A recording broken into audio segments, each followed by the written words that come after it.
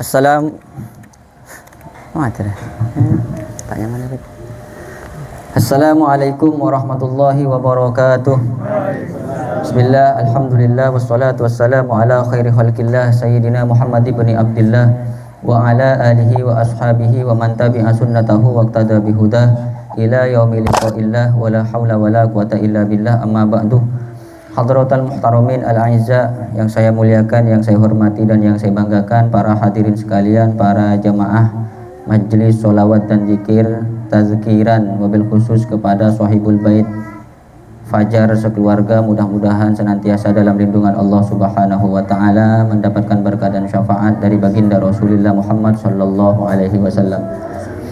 Al-hadisul ashir, adapun ini adalah hadis yang ke-10. Sekarang sudah sampai kepada hadis yang 10. Hadis yang ke-10 ini diriwayatkan dari Kalib bin Hazim radhiyallahu taala anhu. Qala sami'tu Rasulullah sallallahu alaihi wasallam, beliau mendengar sabda dari baginda Nabi Muhammad sallallahu alaihi wasallam, yaqul, Rasulullah bersabda, ya qaumu, wahai kaum, ya qaumu, wahai kaum, utlubul jannata bijuhdikum, carilah oleh kalian al jannata, kepada surga, bijuhdikum, dengan semangat kalian. Disuruh oleh Rasulullah sallallahu alaihi wasallam mencari surga itu tidak bisa diperoleh dengan tenang-tenang. Nyari surga, pingin surga lah, kuna tedung melolo, ya tidak dapat. Pingin surga tapi yang dikerjakan maksiat, tidak dapat. Kata Rasulullah, kalau pingin surga, utlubu bijuhdikum, utlubul jannata bijuhdikum. Sehingga Rasulullah sendiri, Rasulullah yang dijamin masuk surga, tak pernah lepas dari sholat 5 waktu, bahkan ditambah dengan sholat sunnah, yang dengan sholat sunnahnya kaki beliau sampai bengkak-bengkak. Ini setingkat Rasulullah. Lalu bagaimana dengan kita yang dosanya begitu banyak, dosanya begitu besar, yang yakinnya luar biasa masuk surga? Ditanya, udah sembahyang belum? Udah. Bila kau sembahyang? Udah niat dari tadi. Yakin benar dia masuk surga. Bahkan lebih parahnya lagi, ada yang kemudian dengan meyakini bahwa dirinya memiliki gen-gen tertentu, sehingga berani-berani mengatakan tidak perlu sholat, sudah dicukupkan dengan kewibawaannya, dengan keilmuannya, dia sudah masuk surga. Na'udzubillahi min dzalik. Maka kata Rasulullah, utlubul jannata bijuhdikum, carilah surga itu dengan susah payah, dengan semangat kalian. Ya salah satunya ikut di majlisan, baca sholawat, baca zikir, kasratus sholah, kasratus siyam wal qiyam, memperbanyak sholat malam, memperbanyak puasa, memperbanyak baca sholawat kepada Nabi Muhammad, memperbanyak zikir la ilaha illallah. Ini salah satu cara kita semangat untuk mencari surga. Jangan cuma semangat kerja aja nyari duit, suruh nyari duit semangat. Nanti kalau udah mati, duitnya mau diapakan? Ditalelkan ya. Masih mending disumbangkan ke Al-Aziz, mending itulah. Takut nyari duit payah-payah, buat rumah besar-besar, megah-megah, tinggal bininya, orang laki-lakinya mati, bininya kawin lagi, ya, rugi kan? Berarti nyarikan orang lain berarti ya. Biar tak rugi gimana bang? Sumbangkan ke Al-Aziz. Ya, pintar. Kemudian wahrobu minan nari bijuhdikum, dan kata Kanjeng Nabi, wahrobu, larilah kalian minan nari, dari api neraka, bijuhdikum, dengan susah payah kalian. Pak, kalau dulu orang mau cari maksiat nih Pak, mau cari maksiat harus keluar rumah loh, betul tidak? Mau pergi bersabung, keluar rumah. Mau nyuri, keluar rumah. Mau nengok orang pakai celana pendek, keluar rumah. Sekarang Pak, tak usah keluar rumah sampean, duduk aja di rumah sampean, lengkap sampean itu. Mau berjudi dulu keluar rumah, sekarang berjudi di rumah bisa judi online Pak, judi online sekarang. Mau nyuri pun bisa, bobol bank lewat aplikasi sekarang pun bisa, semuanya bisa sekarang Pak. Sekarang kita mau lari kemana dari maksiat Pak? Kecuali hati kita ini betul-betul bersinambungan dengan Allah Subhanahu wa taala, berkesinambungan dengan Rasulullah sallallahu alaihi wasallam. Susah Pak. Nah sekarang kita duduk di rumah sudah penuh dengan maksiat, yang dipegang HP terus kan. Kita tak niat Pak, betul, tak niat mau nengok sesuatu, tapi kadang ada aja kawan nak ngirim kan, dikirim tiba-tiba Allah astagfirullah itu kan. Apalagi paling parah waktu tahlilan dikirim, dibuka kan, lihatlah didengarkan suaranya aneh-aneh kan. Ditengok orang ini.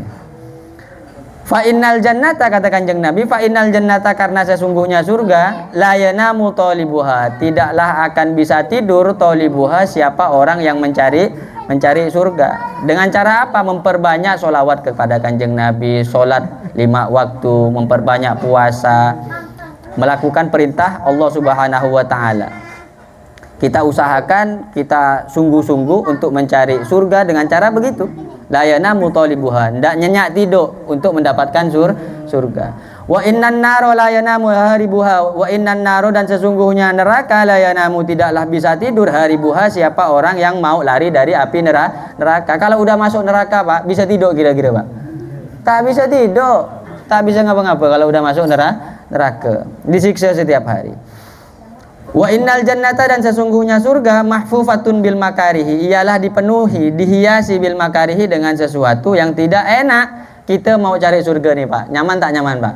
Tak nyaman, susah payah.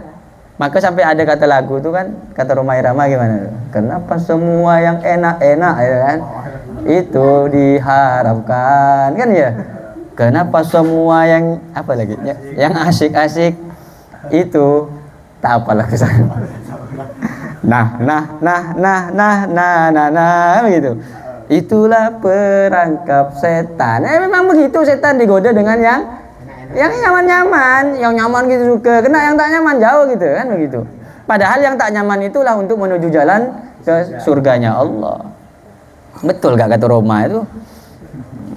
Saya sering dengarkan pamanunya nih. Roma kan. Suka dengarnya kan. Emang bagus lagu beliau itu. Luar biasa, mengingatkan orang kan, mengingatkan orang.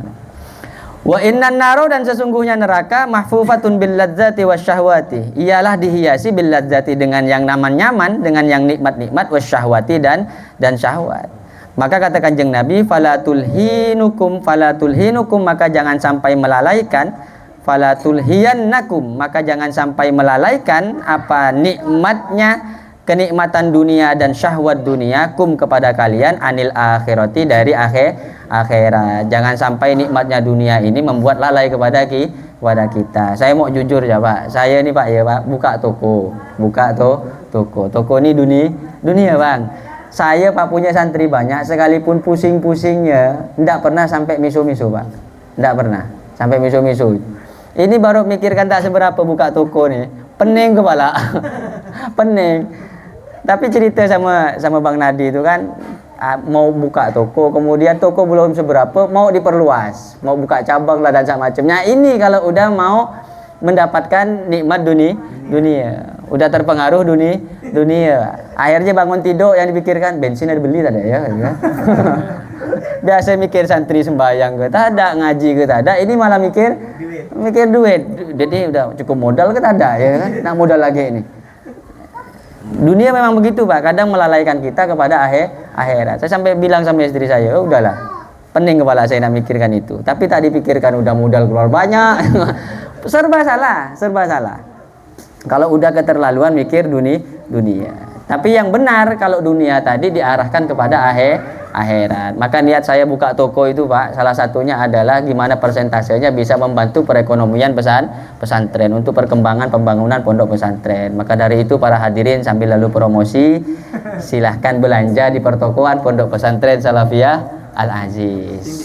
Ini utang janganlah.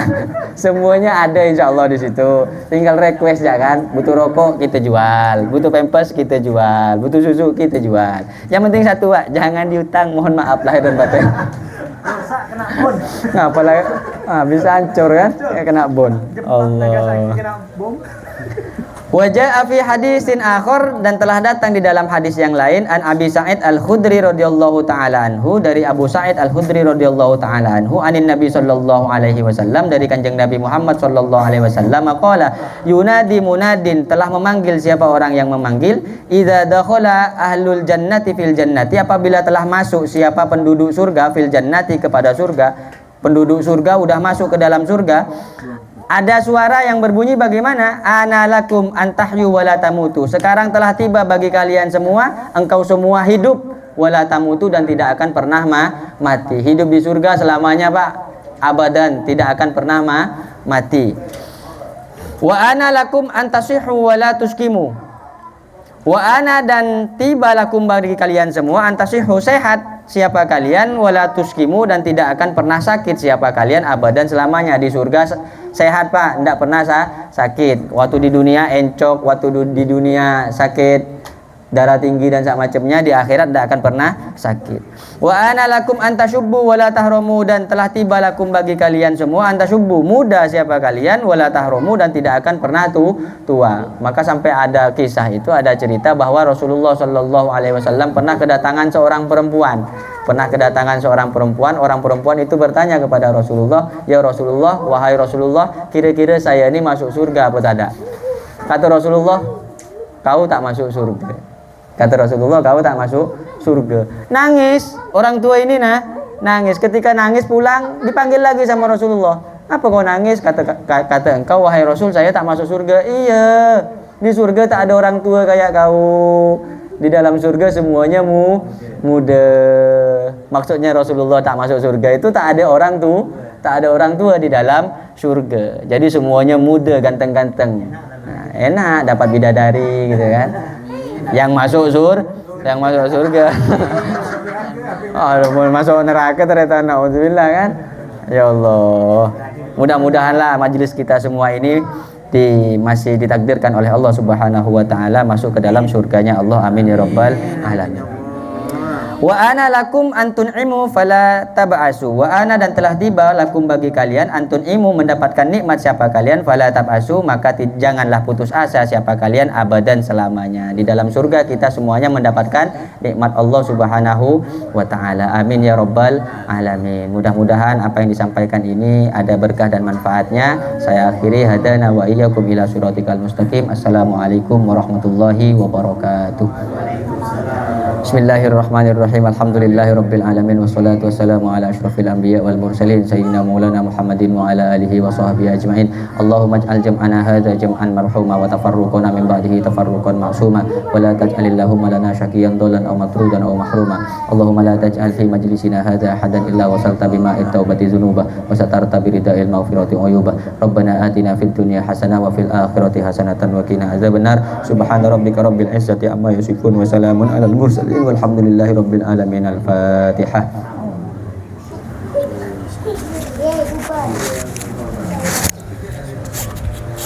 Terakhir Pak, ada yang perlu saya sampaikan berkenaan dengan zikir la ilaha illallah. Zikir la ilaha illallah kalau memang nanti sudah mantap, saya memang ada rencananya begini, bahwa kita ini kan ahlus sunnah wal jamaah, nahdlatul ulama yang mempercayai syafaat. Kita percaya kan syafaat, bahwa kelak akan ditolong oleh orang-orang soleh, oleh Rasulullah Shallallahu Alaihi Wasallam. Kita yakin kan juga adanya keramat. Dan salah satu zikir yang memang dicintai oleh Allah Subhanahu Wa Taala adalah memang la ilaha illallah. Nah kemudian Pak, di dalam beberapa kitab ulama-ulama sufi itu untuk berzikir la ilaha illallah, kalau memang nanti kita sudah mantap, itu ada istilahnya. Kalau di Jawa mungkin kenal nggak dengan fida, atau kalau bahasa kitabnya disebut dengan atakoh. Cerita ini berasal dari seorang ulama besar namanya Syekh Abar-Rabi. Syekh Abar-Rabi ini Pak Mukasyafah itu bisa melihat sesuatu yang sifatnya gaib. Kemudian kedatangan tamu seorang anak yang juga diberi kelebihan oleh Allah Subhanahu wa taala yang mukasyafah. Punya ibu mati, meninggal dunia. Maka ketika datang kepada Syekh Abar-Rabi, dia ini nangis sebagaimana sering kelihatan mimpi ataupun dalam kondisi sadar melihat ibunya ada di dalam neraka. Maka sama Syekh Abar-Rabi bilang begini, udah kalau begitu nanti saya manggilkan orang untuk membacakan atakoh la ilaha illallah sebanyak 10.000 kali. Ini namanya atakoh. Nah 10.000 kali ini setelah sudah dipanggil dibaca, kemudian dikasih hidangan. Setelah selesai ini seperti ini, sudah persis seperti ini, mari la ilaha illallah, dikasih hidangan, sudah makan. Nah selesai sudah makan dia datang lagi melihat ibunya alhamdulillah dibebaskan oleh Allah Subhanahu wa taala dari belenggu api neraka. Nah ini disebut dengan fida, disebut dengan fida. Fidanya ini kalau 1000 namanya atakoh sugro, kalau 10.000 namanya atakoh kubro. Nah saya ini melihat peluang di sini eman. Kita ini ada berapa orang? Tadi kan baca kan 100, ada 30. 100 kali 30 berapa? 3.000. Itu eman. Cara bacanya itu, dulu ada seorang kiai besar, ulama besar. Beliau wafat di Mekah, namanya Kiai Sofyan Sletreng. Mertuanya Syekh Kiai Khalil. Mertuanya Kiai Khalil. Dia termasuk guru saya. Beliau sebelum wafat itu tretan, itu nyari batu, dibacakan zikir itu la ilaha illallah, itu ditiupkan batu. Nah wasiat sama putranya kalau sudah wafat, batu ini tolong diletakkan di atas makamnya, udah dipendem itu, ya kan? Udah disimpan di tanahnya itu, ya kayak ditimbus dengan semen itu, ditimbus dengan semen. Nah maksud saya begini, kalau memang kalau sudah mantap, mau carilah kita batu, barang 10.000, simpan di satu mangkok atau satu apa begitu. Nggak usah dipegang masing-masing, kita bacakan, simpan tengah-tengah. Selesai kita baca 100 kayak tadi itu, kita tiup masing-masing. Nah maunya ini bagaimana? Ini dikasihkan kepada anggota kita yang memang ditakdirkan oleh Allah lebih dulu dari kita. Tapi jangan ngarap lah. Dia mau duluan ke? Nah, ini namanya fida, ini namanya fido. Kalau di Jawa lumrah, ini di Jawa lumrah. Kalau di sini tidak lumrah. Maka yang seperti ini tidak perlu disebarkan kepada orang lain. Itu namanya fida. Nanti insya Allah cari batu yang kecil-kecil yang bagus-bagus kayak batu pantai itu. Yang jangan terlalu kecil lah, susah nak hitungnya. 10.000, 10.000. Itu 10.000 banyak aja bang. Sekarang ya bang ya. Mun sampai banyak teretan sampai sedang kebentuk.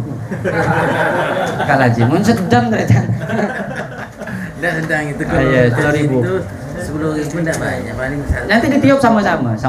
Itu berapa puluh ribu kalau sampai ada yang meninggal? Berapa juta itu? Kita tiap malam Selasa sampai berapa bulan? Sampai 1 tahun, 3 tahun tak ada yang mati kan? 4 tahun masih belum ada yang mati. Itu berapa juta? 5 tahun belum ada yang mati. Minta yang mati pula, ya Allah. Nah tinggal gimana mau kita lah, sepakatan kita bersama ya. Nanti tinggal ahli warisnya kasih wasiat begitu kan, kalau saya meninggal ya yang mau duluan lah minta batu itu ke Pak Ustadz. Tinggal begitu aja kan. Dia kan nyari barokah dan keramat serta syafaat. Ini barokah la ilaha illallah tadi ya, kuburan kita celep. Muntaro celep apa beri AC? Mungkin cukup ini, wallahu a'lam.